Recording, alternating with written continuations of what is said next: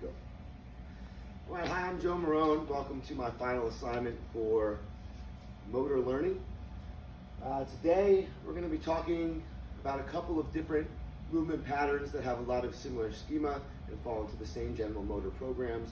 We're talking about kettlebell swings and hang power cleans. So to emphasize where these movements are very similar, they are very similar in the fact that they both include a hip hinge, as Evan's going to demonstrate here. Turn to the side. There you go. And we're going to demonstrate just that kind of dip to the hips, and then that bend at the waist, bring the chest down parallel to the floor. Back stays nice and straight, shoulders stay pulled back, and then come back up in the same movement. Go ahead and do a couple reps here. Just that nice hip hinge, like a good morning, is an exercise we also call it to work that. So with the kettlebell swing, we have a couple different variations of the movement that we're going to cover. Evan's going to go out and grab the kettlebell and show us the Russian kettlebell swing, or the kettlebell swing shortened to eye level. And then, of course, with the other variation here is our American kettlebell swing. We're going all the way overhead through the window like so. So notice on this movement, the hip hinge is used to start the movement. The hips open explosively as he projects the weight overhead. You can hang out for a second, then you can stop for a second.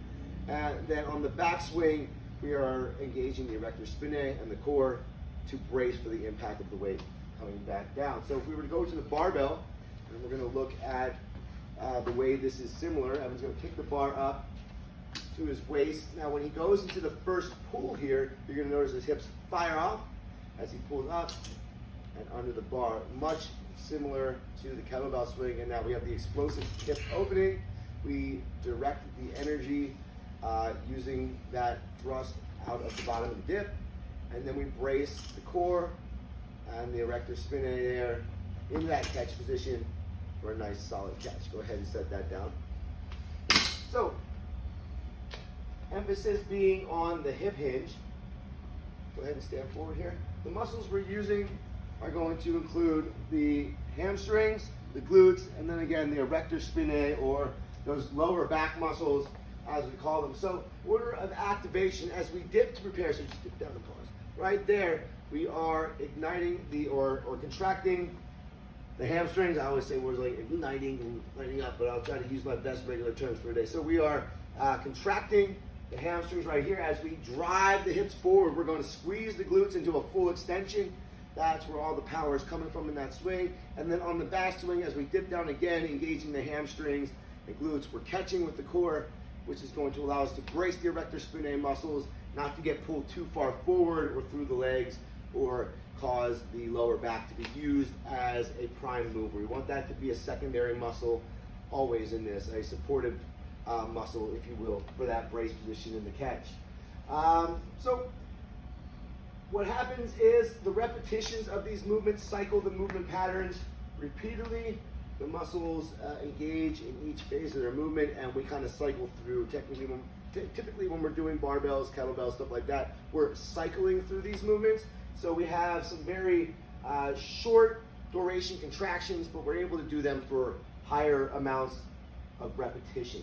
So if we go back now, get to the kettlebell, we're going to go over these movements one more time. We're going to show the activation now. As we go into the first position of the swing, dipping down, we're building tension in the hamstrings here. That tension is going to be projected from the hamstrings into the glutes as we squeeze the hips forward and fire up. And then we're going to brace the core and use that lower back for stability in the catch position. Same thing going all the way overhead. We're just going to thrust a little bit harder, a little bit more tension in the start point, a little bit more drive through the hips, and a little bit more core stability and engagement of that erector spinae muscle on the backswing, because the weight is coming from a further distance that we have to catch. Go ahead and relax on that, Evan. Take it back to the barbell here, and we're going to talk about how this relates to the hang power clean as well. So we come up to our starting position. He's going to lift the barbell all the way to the hips, and then he's going to set the tension in the hamstring. Turn sideways just a little bit here, so we can see as you dip back, butt goes back, we really build that tension in the hamstrings, right? The bar comes to rest above the knees. Those hamstrings are nice and tight. So without doing the full movement, go ahead and open the hips and do a clean pull for me. So we pull through, and when he shrugs like that, he's squeezing his glutes That's sending the kinetic energy up the body. He's controlling that kinetic energy with the shoulder shrug. And then as we progress through the movement with a high pull, as he's going to do next, that's all using the glute muscles to fire off that energy, control that power. And then as we dip under and catch the barbell right here, we're using that core and erector spinae muscles to really brace ourselves in that powerful stopping position where we catch the barbell. Good, thanks. Go ahead and set that down. So when it comes to any movements that we're going to learn and teach, we're going to look for scalability, our ability to modify and change that movement to meet the needs of whoever it is we're teaching. Maybe they have mobility issues, maybe they're not the strongest, maybe it's their first time and they don't understand how all these ranges of motion work.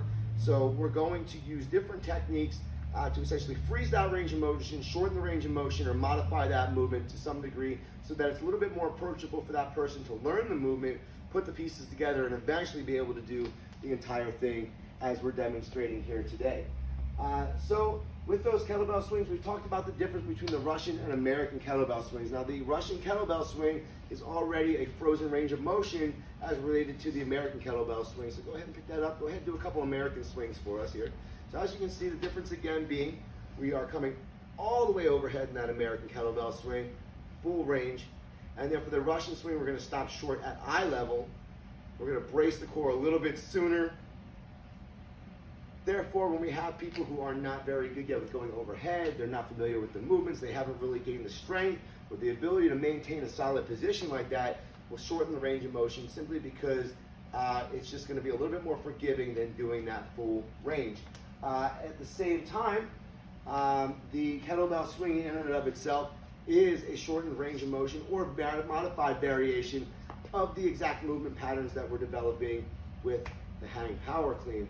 So if you go ahead and we'll get on the barbell here for the hang power clean. This movement also in and of itself, when we do power cleans, as you notice Evan picked the bar up off the floor to begin. Now if we were doing just power cleans, that's where he would pick the bar up to begin. The bar would start on the floor, he would go through that full range of motion. Demonstrate one good full power clean for us, Evan. Exactly, so that full range pull from the floor. Now there's a lot of things that could go wrong with that movement. A lot of people who are just starting out have a tendency to start on the bar and pull early.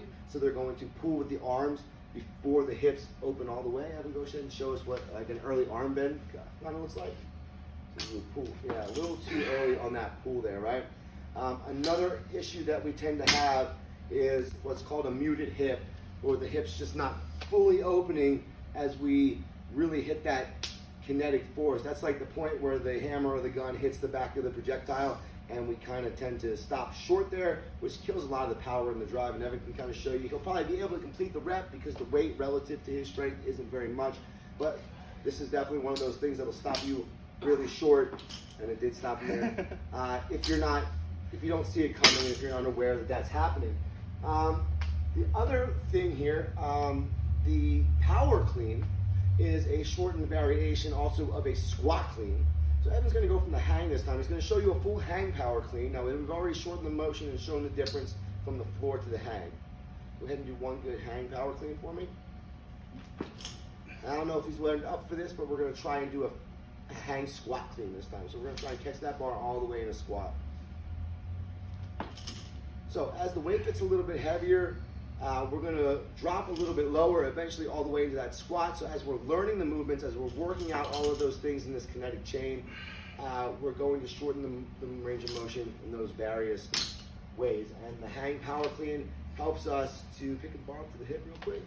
Engage tension in those hamstrings in the first part with a short enough pull that we're able to fire off the hips rapidly and prevent the arms from bending a little bit better than if we're going from the floor. So kind of show that to the hip. Arms locked, straight arm clean pull through the hips. Absolutely, it just makes it a little bit easier for us to pull that off as opposed to coming from the floor.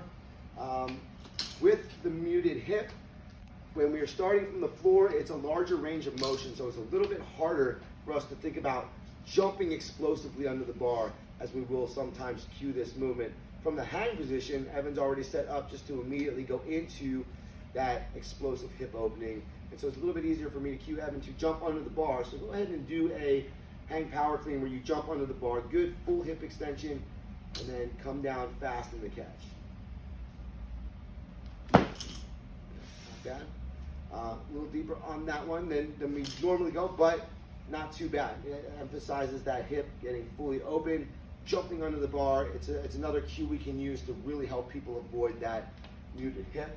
And as well as they get more comfortable, people will naturally begin to increase lower and lower and lower into that squat and be able to perform a larger range of motion with full squat cleans, eventually full squat cleans pulling from the floor, and with the kettlebell swings, practicing both those Russian and American swings for different concepts and stimulus.